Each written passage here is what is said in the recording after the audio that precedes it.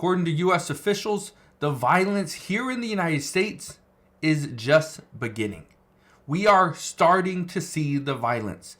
And for many years, we have seen terrorists come into the United States, suspected terrorists, people on terrorist watch lists. They are coming into the U.S. at record numbers. But we're also seeing multiple gangs enter into the U.S. and start a U.S. operation. One of the bigger gangs out of Venezuela, their name is Tren de Aragua, and they have been putting themselves into major cities. For one, New York is a big one, and that is just the beginning. So I'm going to break down what's going on right now. We're going to listen to what the current United States Border Patrol chief has to say, also former ICE agents, and we will address what is happening and what we are expecting to see over the next handful of months. So I'm going to break all this down in just a moment, but all I ask is one thing. It takes 2 seconds. Go ahead, hit that like button if you enjoy these daily updates, and now let's begin.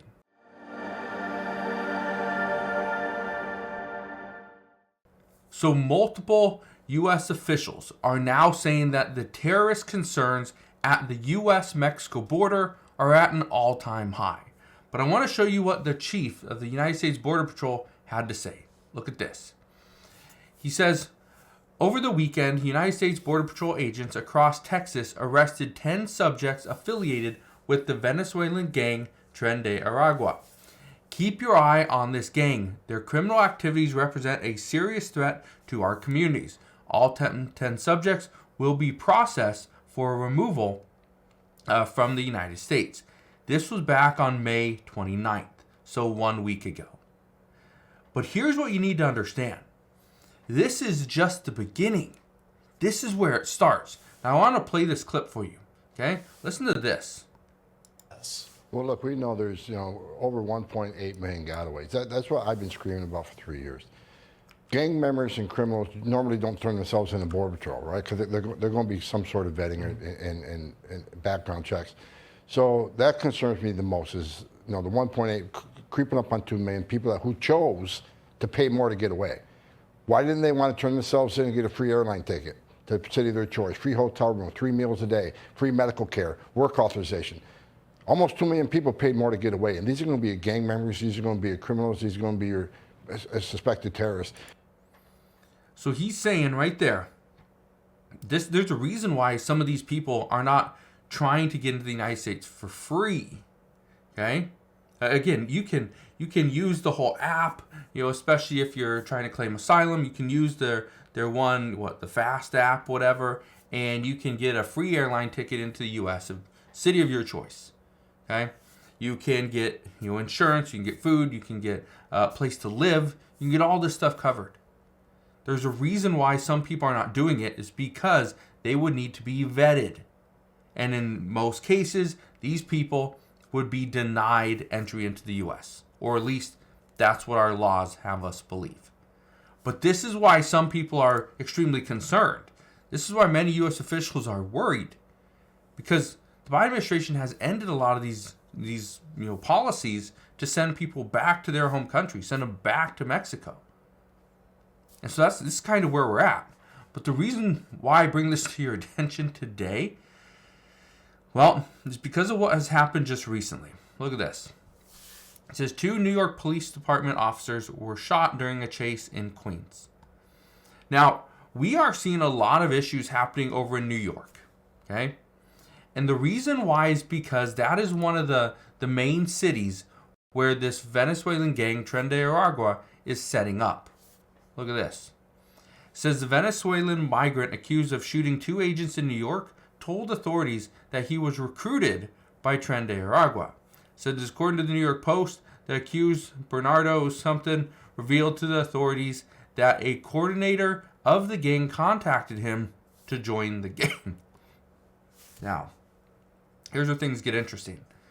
When somebody comes into the United States with very little, okay, a migrant comes in, doesn't have a lot of money, doesn't have a job, doesn't have much food, doesn't have a place to live. It makes it very easy for one of these gangs, and Tren de Aragua being the main one right now. They will go and recruit somebody to join their gang.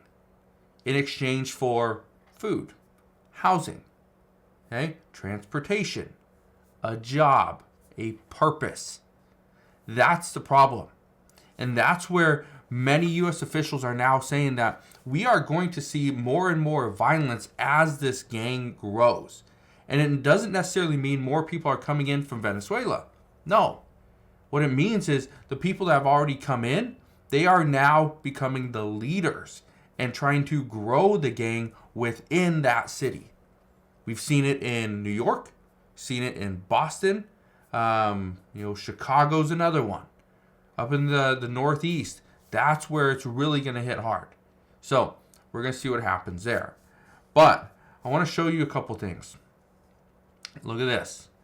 It says, so the guy also mentioned that the coordinator encouraged him to get tattoos supposedly distinctive of the Venezuelan gang accused of operating in New York and organizing a massive cell phone theft operation by recruiting illegal immigrants. That's their goal. That's their plan. It says the coordinator for the brutal street gang provided its members in New York City with mopeds used in lucrative cell phone robberies. It says, let's see, right down here. It says the New York police reported that Castro had left the shelter after he became suspected of participating in a series of motorcycle robberies. Later, he was involved in a shootout and was charged with shooting 2 police officers. Here's the thing. Some of these cities are funding shelters and food and doing all this stuff for migrants coming into the U.S. But again, what's the vetting process like? Are we giving these benefits to people that honestly don't deserve it? Possibly. And this is the concern: is we are now letting in terrorists. We are now letting in gang members. Right? This is something that is just getting worse. Look at this.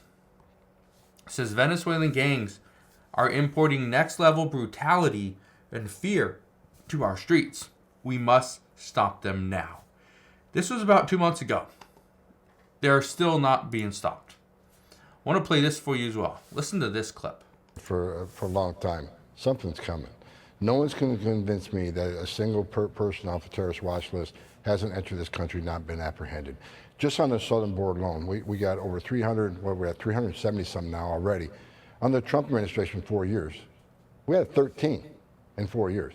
So now you got this huge increase on people off the terrorist watch list being apprehended. But so here's where I think mainstream media completely blows this up in the wrong direction.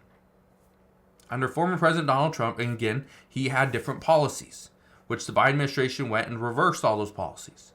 But under the Trump administration, people had to remain in Mexico. People were getting vetted, and it was a tougher vetting process.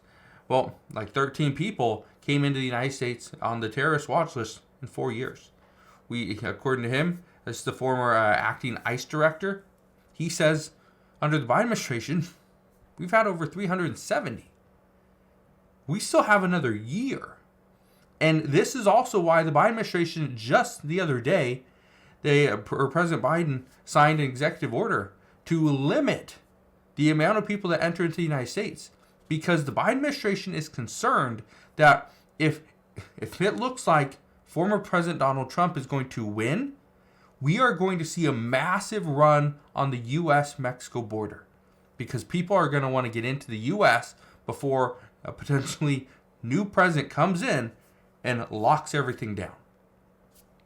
So all I can tell you right now is if we're at 370 suspected terrorists that have already entered the United States today, I'm really concerned about what's going to happen over the next 6 months.